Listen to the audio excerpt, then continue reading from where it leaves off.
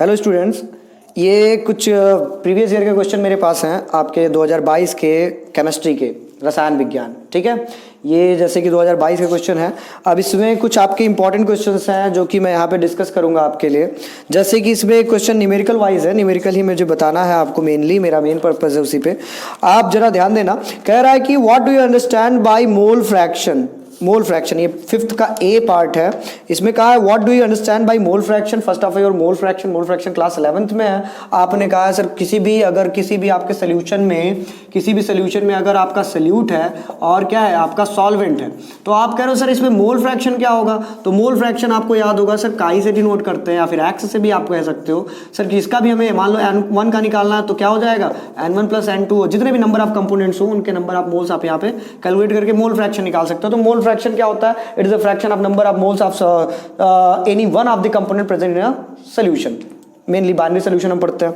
अच्छा, उसके बाद भी है right the equation for the relation between the mole fraction of solute and lowering of vapour pressure.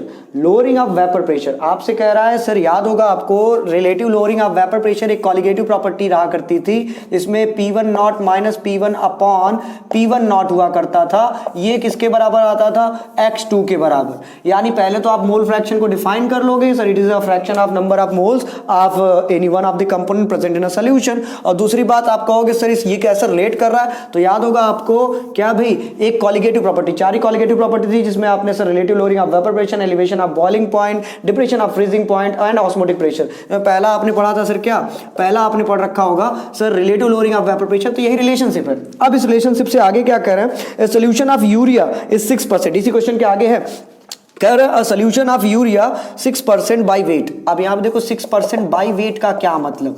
पहली बात तो अगर आपसे कोई कह दे 6% बाई वेट तो तुरंत आप कह देना कि सर यहाँ पे 6 ग्राम यूरिया जो है मिल करके किससे 94 ग्राम ऑफ वाटर से मिल करके 100 ग्राम सोल्यूशन बना रहा है। तो इसमें क्या क्या दे रखा है, सोल्यूट का वेट दे रखा है, सॉल्वेंट का वेट दे रखा है। And we know that number of mole is equal to होता है गिवन मास अपॉन मोलर मास।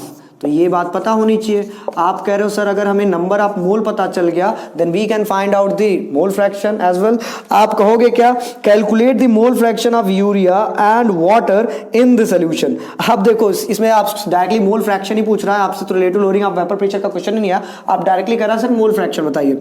जैसे मैं कह दूं कि सर अगर मुझे मोल फ्रैक्शन निकालना है किसका, मुझे मोल फ्रैक्शन निकालना है ग्लूकोज का, तो आपको नंबर ऑफ मोल ग्लूकोज का पता होना चाहिए plus number of total number of mole. Total number of मोल में क्या, मान लो कह दूं कि यहाँ सॉल्यूट ग्लूकोज है और यहाँ सॉल्वेंट क्या है, वाटर। तो इसमें दो ही चीज तो है बेटा, बाइनरी सॉल्यूशन। जहां पे दो कंपोनेंट इन्वॉल्व हो उसको क्या बोलते हैं, बाइनरी सॉल्यूशन। अब देखो बाइनरी सॉल्यूशन में कह रहा है सर ग्लूकोज है और वाटर है, तो ग्लूकोज का नंबर ऑफ मोल प्लस आप क्या बताओगे, वाटर का नंबर ऑफ मोल।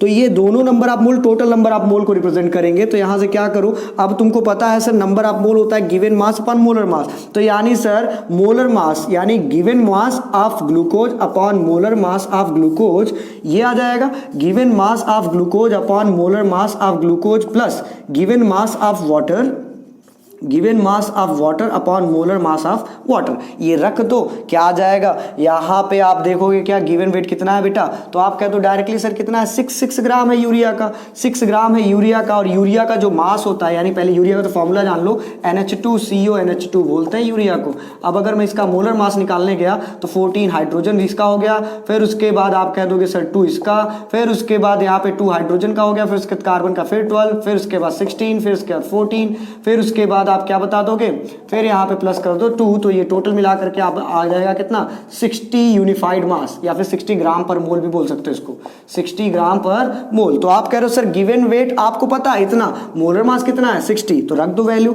6/60। अब मुझे ये बताओ कि सर यहाँ पे वाटर का कितना वेट है, तो कहोगे सर 94। तो 94 यहाँ पे आपका गिवन वेट हो गया। मोलर मास कितना होता है वाटर का, तो H2O मतलब 2, और यहाँ 16 कितना हो गया बेटा 18, तो 18 रख दो यहाँ पे। अब क्या मिला हमें, अब जरा चेक करते हैं सर ये वैल्यू को। यहाँ पे आप कहोगे सर ये वाली वैल्यू हमारी कितनी आई, मोल फ्रैक्शन ऑफ ग्लूकोज कितना आ जाएगा, जरा चेक करते हैं डायरेक्टली। यहाँ पे आ गया कितना 1/10, यहाँ पे 1/10, यहाँ पे कितना आ रहा है 18 9 यानी 18 5 कितना हो गया 90।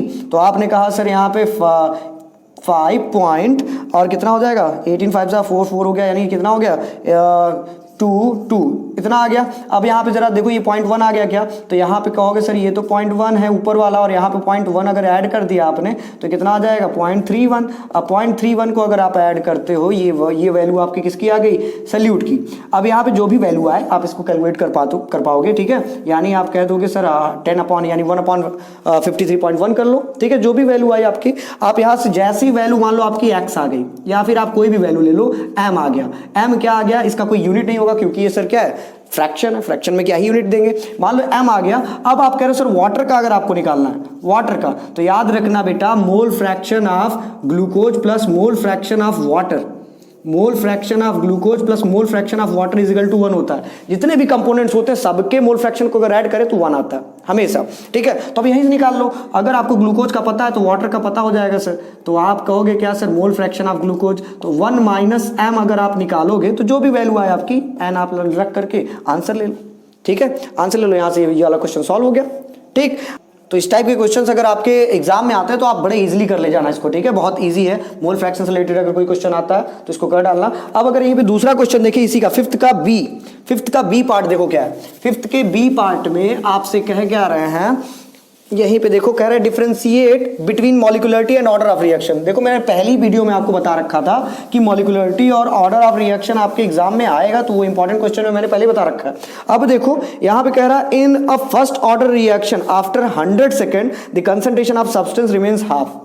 देखो यार, यहाँ मैंने कहा था कि अगर आपको ऑर्डर ऑफ रिएक्शन और मॉलिक्यूलरिटी ऑफ रिएक्शन पढ़ के जाना है तो ये तो दोनों आता ही है, साथ ही मैंने बोला था फर्स्ट ऑर्डर पे न्यूमेरिकल पढ़ के जाना। देखो न्यूमेरिकल आया हुआ है, क्या कह रहा है सर कि अगर in a first order reaction after 100 second में क्या हो जा रहा है, the concentration of substance remains half of its initial concentration.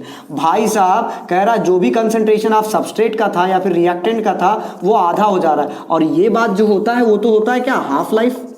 Half life क्या होता है बेटा, हाफ लाइफ ये होता है सर जब अपने ही अमाउंट का कोई चीज आधी हो जाए तो उसको हम क्या बोलते हैं, हाफ लाइफ। अब यहाँ पे हाफ लाइफ को हम टी हाफ यानी टी हाफ रिप्रेजेंट करते हैं। याद रखिए सर आपसे कह क्या रहे हैं, कह रहे हैं क्या, कैलकुलेट कहाँ गया, in a first order reaction after 10 second, इतना कह रहा है कैलकुलेट द रेट कांस्टेंट। इससे रेट कांस्टेंट एक बड़ा इंपॉर्टेंट, एकदम इजी है, एकदम बहुत इजी क्वेश्चन है ये। कह रहे हैं सर एक आपके पास एक फॉर्मूला होता है sir, T half is equal to 0.693 upon K. तो भाई साहब k इज इक्वल टू, अगर आपको टी हाफ दे रखा है बेटा तो k इज इक्वल टू क्या आ जाएगा 0.693 अपॉन 100। तो ये आ जाएगा कितना, कह देंगे सर 0.693 इंटू 10⁻⁻² पर सेकेंड। ये क्या k की वैल्यू आ गई। कितना इजी क्वेश्चन था, 4 नंबर में पूछा हुआ है आपसे। बताओ 4 नंबर में ये क्वेश्चन पूछा हुआ है और मैंने इसके पहले जो डिस्कस किया वो भी 4 नंबर का था। तो इतना इजी क्वेश्चन, मॉलिक्यूलरिटी और ऑर्डर ऑफ रिएक्शन में डिफरेंस देना था, बाकी आपको टी हाफ दे करके टी हाफ दिया हुआ है और कह रहा था के की वैल्यू बताइए, ठीक है। इसको बढ़िया सा पढ़ लीजिएगा, ठीक। अगर आगे की बात करूं मैं तो ये याद रखना इस टाइप के क्वेश्चंस आपके एग्जाम में आते हैं। अब मैं आगे वीडियो में आगे क्वेश्चन डिस्कस करूंगा।